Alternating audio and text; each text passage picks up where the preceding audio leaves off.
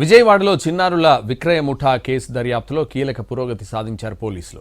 ఢిల్లీలో 2 మహిళలను అరెస్ట్ చేశారు. మరోవైపు ముంబై గ్యాంగ్ లింకులు తేల్చేందుకు ఆ నగరానికి కూడా వెళ్లారు పోలీసులు.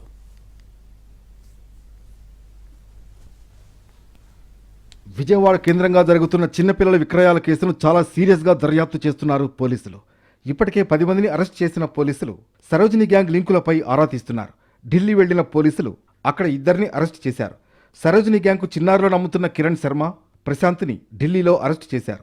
మరోవైపు ముంబై లింకులను కూడా తేల్చే పనిలో నిమగ్నమయ్యారు పోలీసులు. ఓ బృందం ఇప్పటికే ముంబై చేరుకుని విచారణ చేపట్టింది.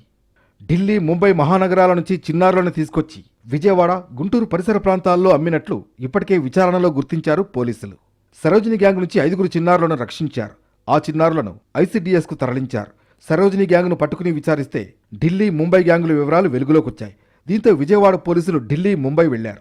ఢిల్లీలో పట్టుబడిన కిరణ్ శర్మ పలు రాష్ట్రాల్లో పిల్లల్ని కొని ఆ తర్వాత విక్రయించినట్లు దర్యాప్తులో తేలింది. ఈ ఏడాది మార్చిలో కిరణ్ శర్మ విజయవాడకు చెందిన సరోజిని గ్యాంగ్కు పిల్లల్ని విక్రయించింది. దీనికి సంబంధించిన కేసు గతంలోనే నమోదైంది. అప్పట్లోనే పోలీసులు ఢిల్లీ వెళ్లేసరికి కిరణ్ శర్మ పరారైంది. ఈసారి పక్కాగా ప్లాన్ చేసి అరెస్ట్ చేశారు.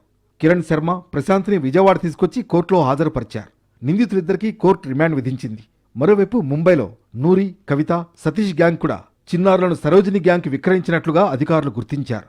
దీంతో ఆ 3 అరెస్టు చేసేందుకు ముంబైలో గాలిస్తున్నారు.